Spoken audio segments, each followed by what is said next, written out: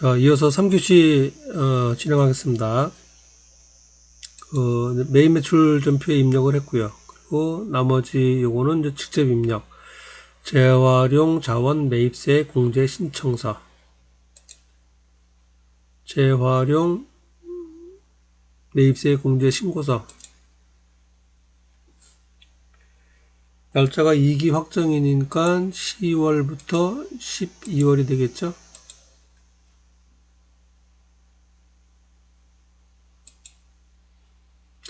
그래서 메인 매출 전표에 입력됐던 내용은 자동으로 이제 반영이 되고요. 그리고 나머지는 이제 직접 해보라는 얘기죠. 김갑동 코드, 김갑동 확인, 그리고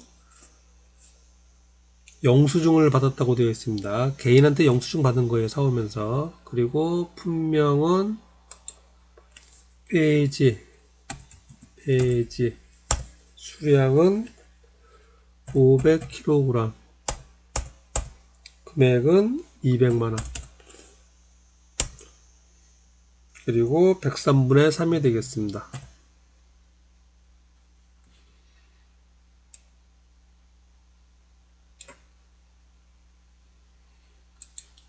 그리고 취득일자가 2020년 10월 17일.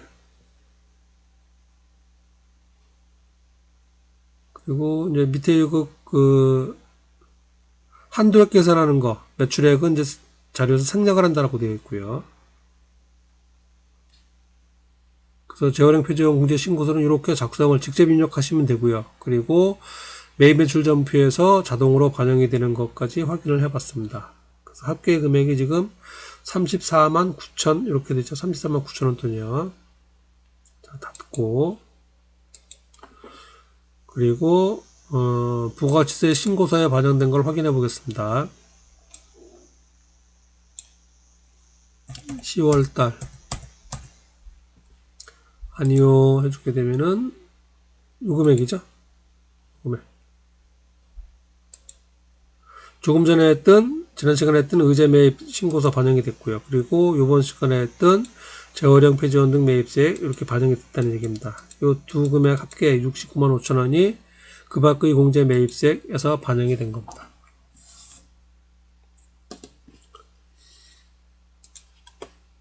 자, 재활용 폐자원 매입세 공제 신청서, 신고서, 실무 문제까지 풀어봤고요.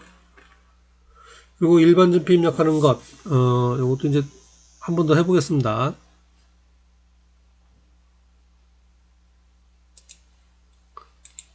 일반 전표 입력 날짜는 12월 달이 되겠고요. 12월 달. 그리고 31일 차변에 부가세 대급금이죠. 부가세 대급금. 금액이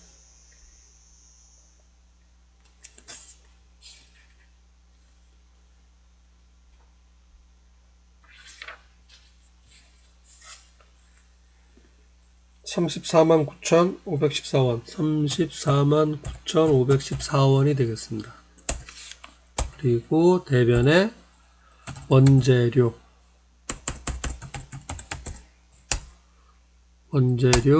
같은 금액이 되겠죠. 그리고 역시 유념하실 게 원재료비에 가산이 되면 안 되기 때문에 별도로 빼줘야 된다 그랬습니다. 그거 해주는 게 적요 8번이라고 말씀을 드렸어요. 적요 8번. 적요 8번을 안 하게 되면은 나중에 결산할 때 요 금액만큼의 에러가 발생을 합니다. 원재료비가 과대 계상이 되겠죠. 그런 문제가 발생을 하기 때문에 8번 반드시 해주셔야 되고, 여러분들은 입력하실 때 이제 뭐 일반 전표 입력하든 메인 매출 전표 입력하든 마찬가지예요. 기본적인 사항을 먼저 입력을 다 마치고 차변 대변 마치고 나서 이렇게 적요 따로 체크해 주는 거라든가 하면은 요거는 나중에 별도로 하시면 됩니다. 그 다음에 뭐 지난 학기 한 거지만은 어음 같은 거 입력할 때도 마찬가지였죠. 어음에 관련된 내용들을 입력해 줘야 되는데 어음 번호라든가 만기라든가 그거는 이제 회계 처리를 입력을 다 마치고 나서 별도로 입력해 주는 게 에러를 좀 적게 합니다. 입력하는 과정에서 그것까지 입력하면은 조금 헷갈릴 수가 있어요. 물론 아주 숙달이 되면은 그렇게 해도 되겠지만은 그렇지 않은 경우에는 간단한 기본적인 회계 처리를 먼저 하고 추가 입력 사항은 나중에 별도로 입력을 하셔도 되겠습니다. 그렇게 스컴 드리는 게 오히려 좋은 것 같아요. 자, 그래서 교재 616조까지 진행이 됐고요. 교재 616조. 그래서 의제 매입세 이번 주 지금 수업하는 게 대손세액 공제했고요. 대손세액 공제. 그 다음에 의제 매입세 공제했고요. 그리고 재활용 폐재원, 매입세 공제 이렇게 세 개를 했습니다. 자, 그래서 좀 어려운 부분이 지난 시간에 했던 공통매입세액 안분계산이 좀 어렵고요. 그리고 이제 오늘 했던 것도 이제 회계 처리 이런 게 좀 헷갈릴 수는 있습니다. 그 다음에 내용을 이해하시는 것도 있고요. 내용도 이제 여러분들 다 처음 들어보는 내용이기 때문에 조금 낯설 수가 있습니다. 그래서 좀 많이 어렵게 느껴지고, 이제 나머지 부분은 좀 상대적으로 쉽습니다. 그래서 교재 617쪽에 있는 그 수출 실적 명서 이제 추가로 해 보도록 하겠습니다.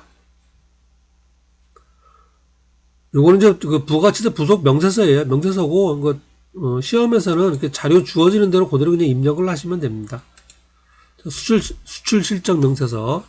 외국으로 재화를 반출 또는 수출하는 경우에 영세를 적용받는 사업자가 작성하는 서식이다. 수출하는 경우에 수출 실적 얼마나 되느냐 작성하라 그 얘기입니다. 직수출은 세금 계산서 교부 의미가 없고요. 외국에서 직접 하는 거니까 뭐 당연히 이건 없겠죠. 이제 선적일 기준으로 환율 계산한다라는 것. 뭐 신고할 경우는 부가세 이것도 낸다 그런 게 있고요. 그다음에 수출 실적 명세서 화면이 이렇게 되어 있는데 작성 방법 1번은 좀 유의하시기 바랍니다. 13번 난은 신용장 번호를 탭 없이 하이픈이라 그러나요? 탭이라 그러나 이게 대시 없이 입력한다. 그다음에 신용장 번호 없을 경우에는 신용장 번호 없는 경우 그거는 11번 난 기타 영세율 전표에다가 직접 입력한다. 요거만 좀 유의를 하시면 되겠습니다. 그리고 여기서 입력된 내용은 그 부가치세 신고서에서 이제 영세율 매출 부분에 반영을 시켜줘야 됩니다. 근데 자동 반영되는 건 아닙니다.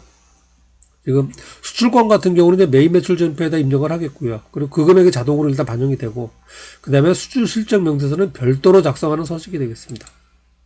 그래서 수출 실적 명세서하고 부가치세 신고서가 자동으로 연동되지는 않는다. 그렇게 기억을 하셔야 되겠습니다. 그리고 조금 전에 했었던 그 대손세액 공제, 의제 매입세액 공제, 그 다음에 재활용 폐재원 매입세액 공제는 자동으로 연동이 됐었죠. 그 세 가지는 자동으로 반영이 됐었는데 요거는 아니다라는 것. 자, 문제 보고 같이 한번 작성을 해보도록 하겠습니다. 수출 실적 명세서를 작성하시오. 그리고 전표 입력이나 뭐 부가세 신고서 반영하는 거는 생략한다. 라고 해서 지금 문제가 두 개 주어져 있습니다. 신용장 개설권과 미개설권 입력하는 것. 그 다음에 실제 이제 신고서를 보고 입력하는 거예요. 자, 이거부터 해보도록 하겠습니다. 신용장 개설권. 요건 개설 안 한 거. 두 건 전부 다 밴쿠버 상사랑 거래했고 2020년 3월 5일 날 물건을 배에다 실었다 그런 의미가 됩니다. 그리고 돈을 받고 환전한 거는 3월 11일 환전을 했고요. 수출 대금은 계약한 거 10만 달러, 만 달러. 선적일 기준, 배에 실은 날 기준으로 환율은 이렇게 되고, 이건 돈을 바꾼 날이 됩니다. 실제로 이제 내 통장에 들어오는 건 이 바꾼 날로 해서 환전일 기준으로 해서 들어오겠죠.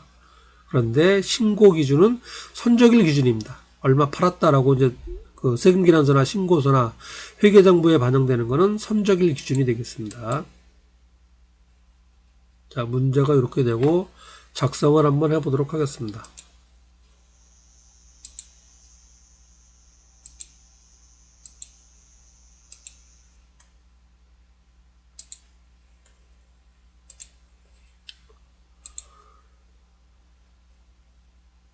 자, 부가가치 탭에서 수출 실적 명세서죠? 수출 실적 명세서.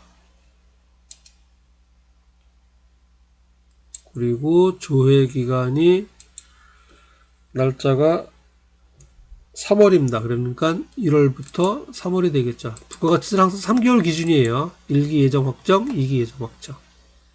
그리고 자료 주어진 대로 입력을 하시면 됩니다. 수출 신고 번호, 신용장 명세서입니다. 문제 617쪽에 보시면은 요거 보고 입력하는 거예요. 요거. 자, 제가 책을 보고 입력을 하겠습니다.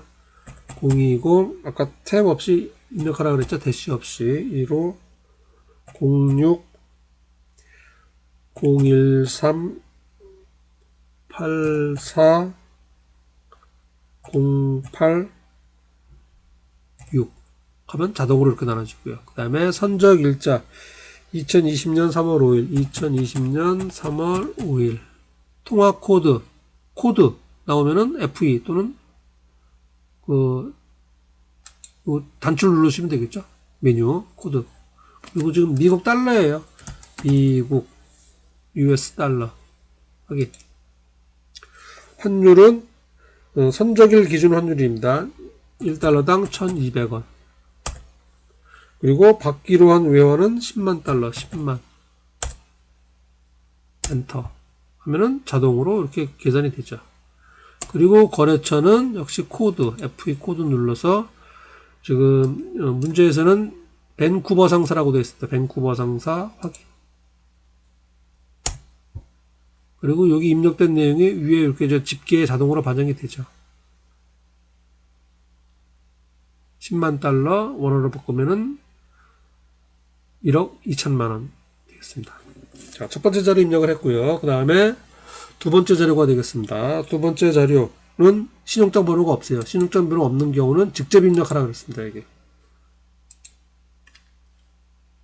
신용장 번호가 없는 거는 상단 11번 란에 직접 입력한다. 그래서 상단 11번 란, 요 란이 되겠습니다. 건수 한 건이 되겠고요. 그리고 외화 금액이 주어진 게 10,000달러입니다. 10,000달러. 그리고 원화 금액은 환율을 보시면은 얼마인가 하면은 1150원이에요. 그리고 10,000달러니까 1150에다가 0 4개 붙여주면 되겠죠.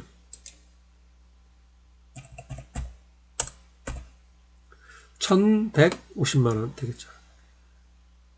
그래서 이렇게 입력을 해 주시면 되겠습니다. 이게 수출 실적 명세서예요. 수출 실적 명세서. 자, 그리고 이제 두 번째 요구사항. 자, 두 번째 문제는 첫 번째 요구 이제 입력을 했고요. 그리고 이제 두 번째는 수출 신고서를 보고 직접 입력하는 경우입니다. 위에 거는 이제 요약을 해놓은 거고요. 밑에 거는 실제 수출 실적 명세서예요. 자, 주의하실 게 신용장 번호는 여기가 되겠고요. 신용장 번호. 그리고 금액란은 중간에 보시면은 30번, 34번에 되어 있습니다. 10,000달러. 10,000달러고요. 뭐 개수는 한 개 뭐 되어 있는 건 됐고요. 이제 10,000달러고 FOB 프리온보드 그래갖고 선적일 기준으로 이제 물건의 소유권이 넘어가요. 그래서 선적일 기준으로 판매 시점이 결정되는 겁니다. 물건 치른 날. 10,000달러가 돼갖고 날짜는 언제냐면은 선적일 1월 20일이에요. 1월 20일. 그 다음에 환율이 선적일 기준 1,100원. 그럼 이제 자료가 다 나와 있는 거죠. 1월 20일 날이고 1달러당 1,100원이고 10,000달러가 되겠고요. 그리고 거래처는 구매자 샌프란시스코가 되겠고요. 거래처. 이게 자료가 되겠습니다. 그래서 이제 이런 표가 나오면은 이 표가 이제 처음 보는 표잖아요. 이 표가 어렵잖아요. 그리고 이제 세금 계산서 같은 것도 보게 되는데 처음 보면은 뭐 어리둥절하죠. 잘 모르고 그렇죠. 그런데 이제 꼼꼼히 이렇게 하나하나 보면은 이게 무슨 이제 영어로 다 되어 있으면 모르겠는데 한글로 되어 있으니까 천천히 살펴보시면 됩니다.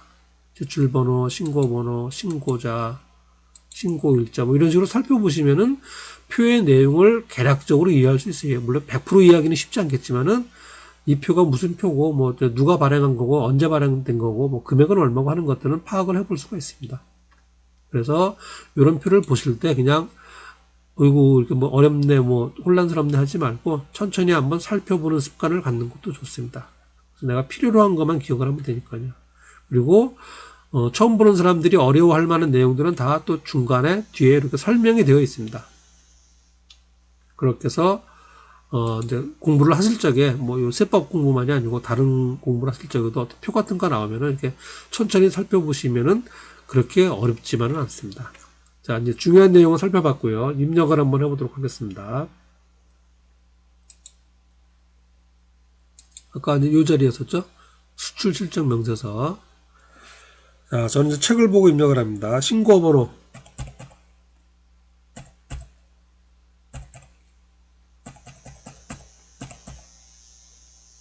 신고번호가 이렇게 되어 있었고요. 그 다음에 선적일자가 2020년 1월 20일이었습니다. 그 다음에 통화코드는 미국 달러였고요. 미국 달러, 미국 US 달러 확인. 환율은 아까 1,100원이었습니다. 1,100원. 그리고 외화 금액이 10,000달러였어요. 만 달러. 그리고 거래처는 샌프란시스코 확인. 엔터 치면은 입력이 됐습니다. 수출 실적 명세서가 작성이 됐어요. 수출제와 2건이 있었고, 이거 2건이죠. 그리고 수출 신고번호가 없는 것 한 건 추가로 그냥 금액만 입력했습니다. 그래서 합계가 3건이 되겠고 1억 4,250만원이 되겠습니다. 이게 수출 실적 명세서예요. 부가세 신고서의 첨부 서류라고 보시면 되겠습니다. 그리고 여기서 입력된 내용은 당연히 부가세 신고서에 반영이 돼야겠죠. 자, 부가치세 신고서.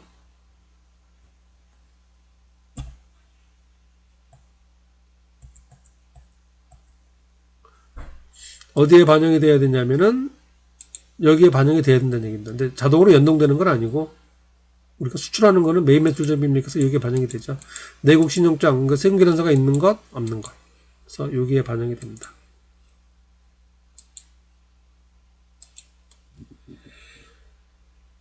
자, 그리고 수출 실적 명세서였고 이번엔 이제 영세율 첨부 서류가 되겠습니다. 영세율 첨부 서류. 영세율이 적용되는 과세 자료는 부가치세 예정 신고 확정 신고 기간에 영세율 적용 대상임을 증명하는 첨부 서류를 제출하여야 한다. 이렇게 되어 있습니다. 수출하는 사람들 얘기예요. 그래서 수출 실적 명세서라든가 또는 외화 입금 증명서 등등이 첨부되어야 된다. 영세율은 이제 그 부가치세 0%를 적용해 주는 거니까 중요하겠죠. 그래서 이런 것들을 첨부시키고 있습니다. 자료에 보시면은 이렇게 이제 입력하는 내용이 나와 있고요. 그래서 뭐 서류명 발급자 등등등등을 입력해야 한다. 자, 자료를 보고 같이 한번 해보도록 하겠습니다. 교재 619쪽, 여긴 620쪽이죠. 620쪽에 있는 문제예요. 다음 자료를 참고해서 영세율 첨부서류 제출 명세서를 작성하시오 라고 되어 있고요. 전표 입력은 생략한다. 신고서 반영도 생략한다 라고 되어 있습니다. 은행에서 발급받은 겁니다. 돈이 이제 은행 통해서 들어오니까 이런 내용들을 은행에서 발급을 해줍니다. 그리고 여기서 입력된 내용이 역시 신고서에 자동으로 반영되는 건 아니고요. 이제 참고 내용이 되겠습니다.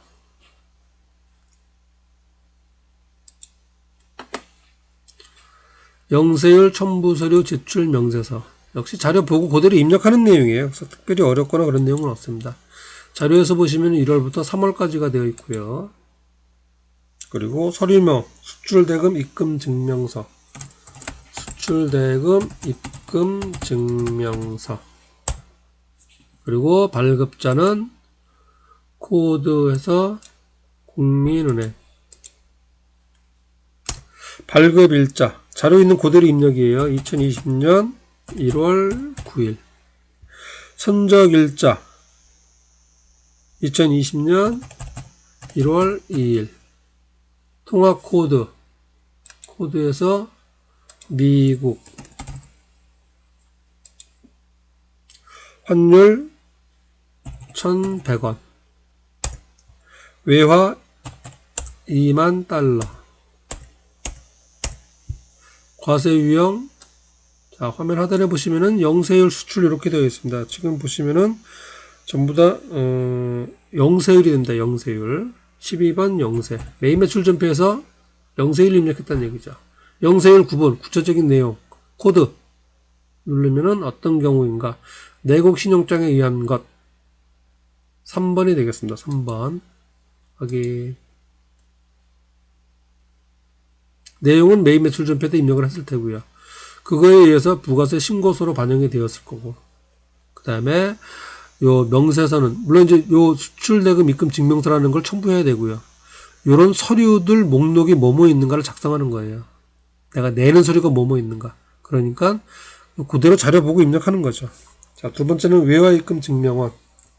외화 입금 증명원도 한 장 있다. 그런 얘기가 되겠죠. 발급자는 국민은행. 발급일은 2020년 2월 23일. 선적일자는 2020년 2월 5일. 통화코드는 미국 달러. 환율은 1200원. 그리고 외화 3만 달러.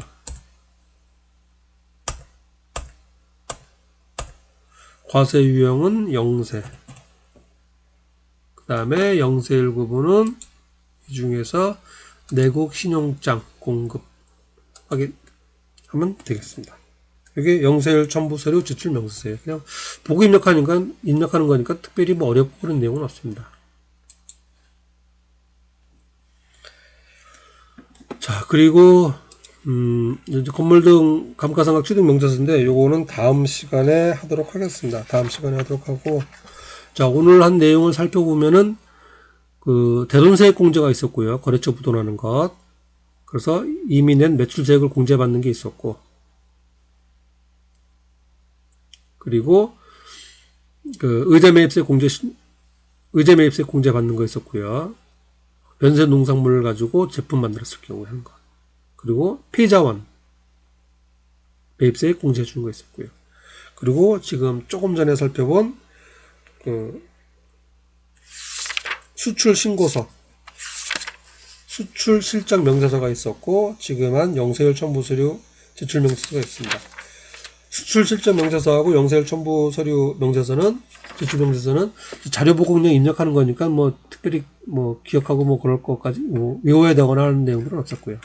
근데 앞에서 했던 대손세액 공제나 의제매입세액 공제나 재활용 표절 매입세액은 회계 처리하는 것도 조금 유념하셔야 되고, 어떤 상황에서 왜 한다라는 것, 그리고 입력을 할 때 적요 걸어주는 거 있었죠. 적요를 걸어줘야만, 매입 매출 전표에서도 적요 걸어줘야만 부가세 신고서나 그 부속명세서로 반영이 됐었고요. 그리고 이제 일반 전표 입력할 때도 역시 적요를 걸어주는 것 있었습니다. 그게 좀 특이사항이 되겠습니다. 그래서 오늘 수업은 이렇게 했고, 여러분들은 그 대손세액 공제 신고서, 대손세액 공제, 의제매입세액 공제, 그 다음에 재활용 폐자원 공제, 우리가 풀어봤던 것, 그거 회계 처리 분개만 한번 해보시기 바랍니다. 분개만 하셔가지고 저한테 역시 메일로 보내주시면 되겠습니다. 자, 오늘 이제 8주차 수업이 진행이 되는데요. 아마 특별한 변동이 없이는 이제 그 5월 11일인가요? 그 9주차 때는 이제 아마 학교에서 수업을 진행하지 않을까 싶습니다. 물론 이제 예정이긴 합니다. 아직 이제 100% 확정되고 통보받는 바는 아니고 예정이고 그렇습니다. 자, 일단 오늘 수업은 여기서 마치도록 하고요. 예, 다음 주 학교에서 뵙기를 저도 기대하고 있겠습니다. 자, 수고하셨습니다.